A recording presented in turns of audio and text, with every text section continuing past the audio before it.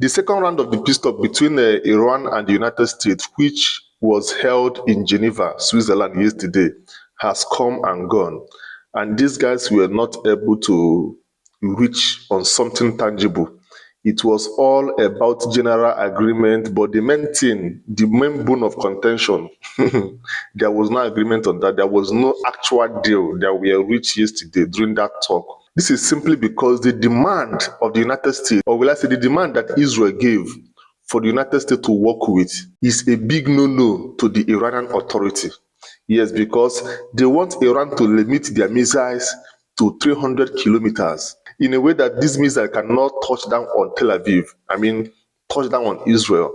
Even before the meeting and also in the process of the meeting, Donald Trump released a whole lot of threats against Iran, threatening that Iran wouldn't be foolish enough not to make a deal, that they wouldn't want to see the consequences of that, that if they fail to make a deal, the United States wouldn't have any other option than to deploy their B-2.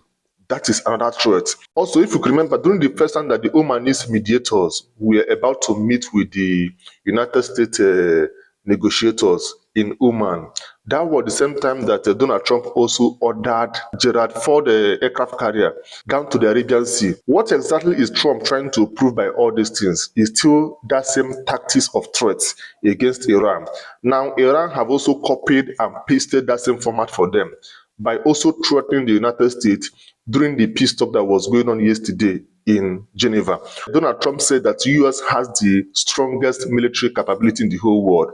We are the supreme leader of Iran. This man was like telling Donald Trump that Iran is capable of slapping the world's strongest military to the extent that they cannot even stand on their feet. This man also told Trump that him trying to take him down is waste of time because he will not succeed. At the moment he makes the first effort towards that, the United States will lose all their aircraft carriers in the Arabian Sea, that they have all it takes to sink those aircraft carriers.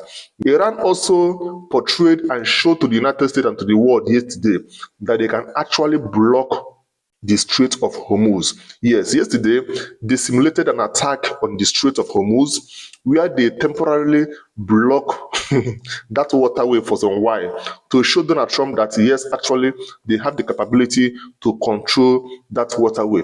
Remember, the Strait of Hormuz is a pathway just at the backyard of Iran that controls almost 21% of the world oil shipments. So in any case of war, Iran is capable of blocking the Strait of Hormuz, which will seriously affect oil shipment to all European allies of the United States. And you know what that means. But let's still continue to watch and see how this whole thing will end up.